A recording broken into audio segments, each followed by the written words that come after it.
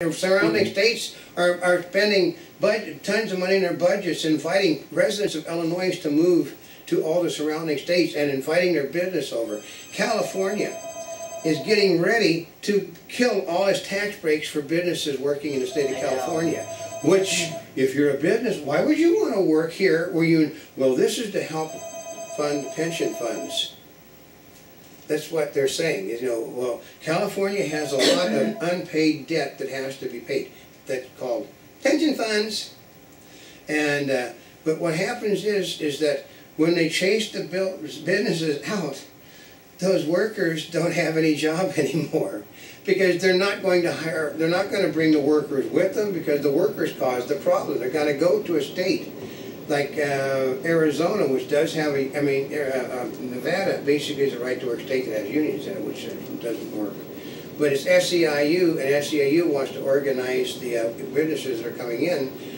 So, but it's the way it works. Unions had their place. I mean, without the unions, we wouldn't be where we are. Which is a way of putting it. We really wouldn't be where we are without the unions. Though, anybody old enough to remember 10-cent loaves of bread, 25-cent movie theaters? I bought my first car when gasoline was 10 cents a gallon. And I only paid $1,900 once for a 240Z. 1,900, brand new. Yeah, but that was a long time ago. You know what adds to the, okay, here it is. They said I think every car has $4,000 to $7,000 added to it for government regulations. Okay. And they said, was it the 2/3 of every dollar that you spend on a car goes to pay the union benefits and salaries.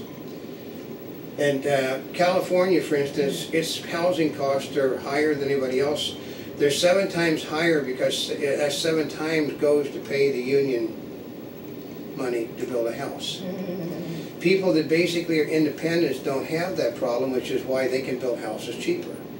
But we saw a thing a few minutes ago on television where a guy, he's got a family-owned business, they're all family members, and the union wants to unionize their family business.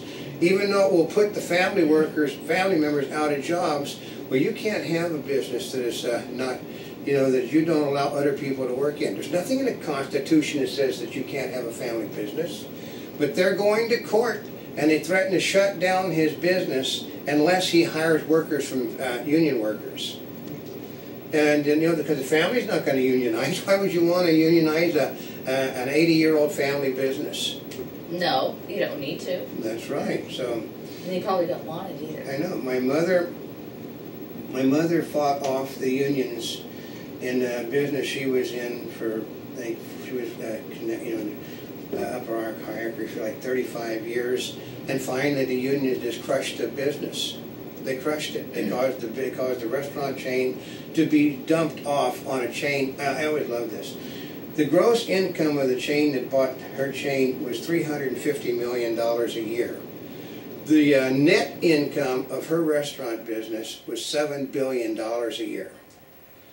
But they couldn't stand up to the onslaught of the unions anymore because the unions were picketing, the unions were doing this, the unions were doing that, and even though nobody wanted to come in, so what happened was they fired my mother. Oh. And they fired all the senior personnel and replaced them all with people. Okay, the guy that bought the company had been a union organizer. And he owned a business that basically was heavily union. So, but the guy basically had the manners of a pig and was always being sued by everybody. He didn't like minority members. He had a union full of minority members and didn't like minority members. He staffed the business. My mother's business was staffed with Latinos, with Afro-Americans, with Indians, from Pakistanis in management positions because they did the job well. They cleaned house. And they put in a lot of white people with a black-ran union. Interesting. Yeah. Like they said, anybody remember historically that the AFL-CIO basically had a thing about if you allow them into our union, they'll move into our neighborhoods. Oh. Yeah. I love that one. So That sounds pretty racist. yeah, yeah. So Just a little what bit. happened was they started moving into southern states which were predominantly union black workers. So they all of a sudden changed their attitude a bit. But still, the first people to go in a union are the minorities. Watch, it's almost historical. The first one to go is the minorities. To go into the union? They go when they start calling union workers. Oh. And they say, well, it's not racist, it's got the fact that they joined last.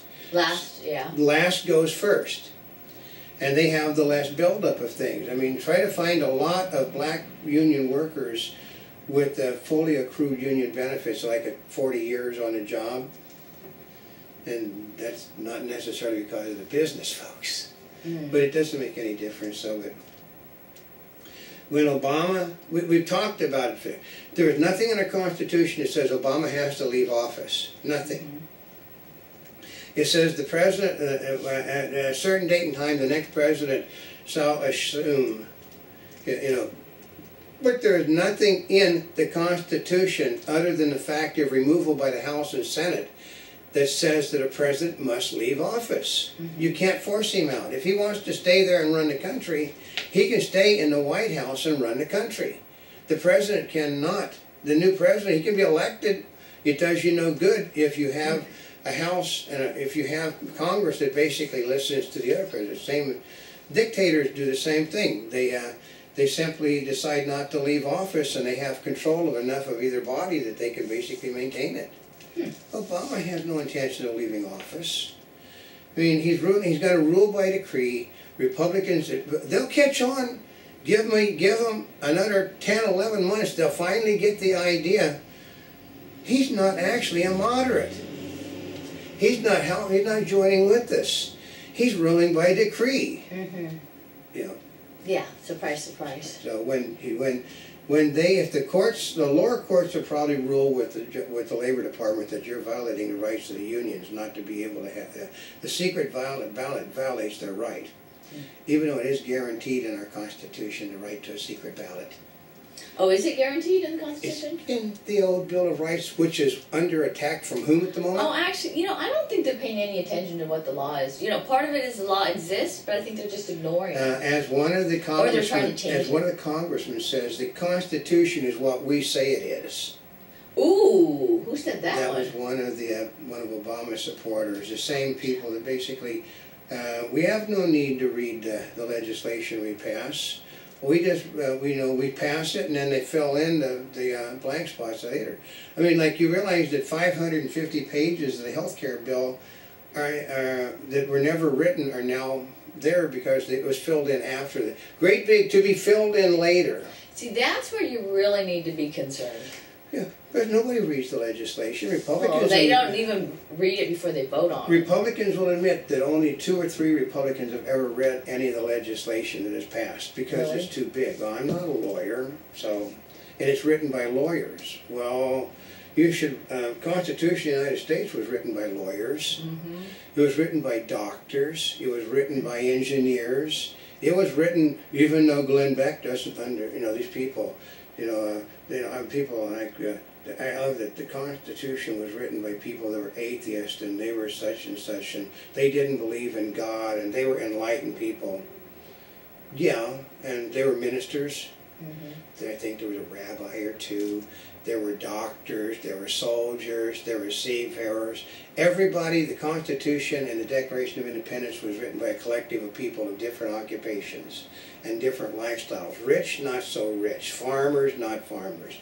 If a slave, basically would put it, if an indentured servant would have been elected to come to the Constitutional Convention or the Declaration of Independence work, they would have basically sent them. That was what made up our country the way it was. I mean, like, racism okay, I grew up in an era where you did not mistreat your elders. It didn't make any difference. If they were black, if they were brown, if they were Asian, you showed respect for your elders. And what happened was the grandchildren basically decided to be pissants. There was no reason to treat It was, you know, I had a lot of the things I grew up in, it was separate but equal. Basically, black people didn't want to go where white people were at.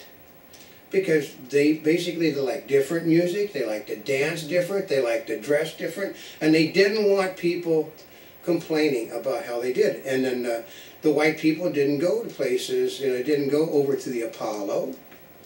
You know, and not that they weren't welcome, they just didn't go because the white people felt out of place because they didn't like black music, they didn't understand black music.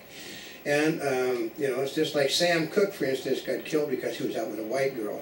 But Sam Cooke and Nat King Cole were crossovers. They were people that basically, you listen to the records, you did not care what color they were. You just listened to the voices of Sam Cooke and Nat King Cole. Yeah.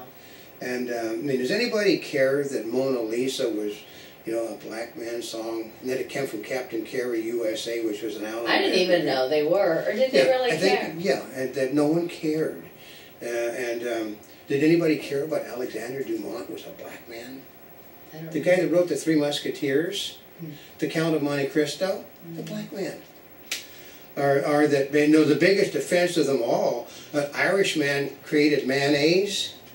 Ooh. You know, mayonnaise, McMahon-aise. You know, so, but the Irish are being, I come up with a lot of people that are prejudiced. I mean, like, but our country has always been a country of which everyone had an equal opportunity, one way or the other. I know a lot of black people. I grew up in black neighborhood, folks. And they used to, I'm a good sized person, 225 pounds, but I'd be playing football against a guy that'd be like this. You know, you'd basically look up at him and you give him, you know, how's the temperature up there? You know, and then they'd run over me on the football field. I mean, my neighbors on both sides were black people, and you have the guy, you know, their fathers, you know, don't treat that little white kid that way. That little white kid is 225. He said, don't mistreat that little white kid. Yeah, the little white kid. Yeah, I'm big by anybody's standards. And they'd be down and they just put me on my rear end continually. One became a senator, and another became the head of one of the largest hospitals in the country. And their fathers didn't take a penny from anybody. Really? Their fathers worked their rear. I was in a working class neighborhood. You know, we had truck farms in Culver Cities. Actually, when Sepulveda was only 2 lanes, we had truck farms. They basically were truck farmers. I mean, we'd supply something, they would supply something, then we'd have a thing out in front where everybody put their food together. I mean, you think that anybody cared that those apples and oranges were grown by black farmers? No. No. They didn't care in the slightest. All they felt, well, you mean we can get that bushel of oranges for $1.25? Well, yeah. So, yeah. It wasn't until the unions came into the fields that the bushels came up to like 40, 50 bucks a shot. Yeah. Oh. When we were harvesting the stuff ourselves, you know, we used to be, okay, in my day, the school kids were all, basically, we didn't go to school earlier in the morning because we were out picking stuff. So you basically would miss the first class every day so you could go do the work. But nobody cared. There was a whole trick is, it's just, somewhere along the line, people, like I said, a lot of the grandchildren, I can walk through, I mean, she knows, I walk through the worst god-awful neighborhoods in this country. I mean, I go down on Washington Boulevard, I walk through Harlem, I walk through all Baldwin Hills, and people, you know, they stop by and they'll talk to me of how things are going. And it's because the older people and their children have respect for people my age, but the grandchildren, Grandchildren have lost total respect for anybody, and it's the grandchildren that are the union agitators at the moment. It's the grandchildren that are running the political parties, and they want change. But to what? I mean, if these same people will fully admit we're not going to have it as good as our parents did. And why aren't they? Because of the things that they're doing. Mm-hmm. I mean, my father would be unbelievable. You know, my father's whole plan was, you know, he worked forever, was that I would have more than he had, and then my children would have more than I had. And now the whole thought is, well, we're never going, our president, your children are never going to have as much as you did because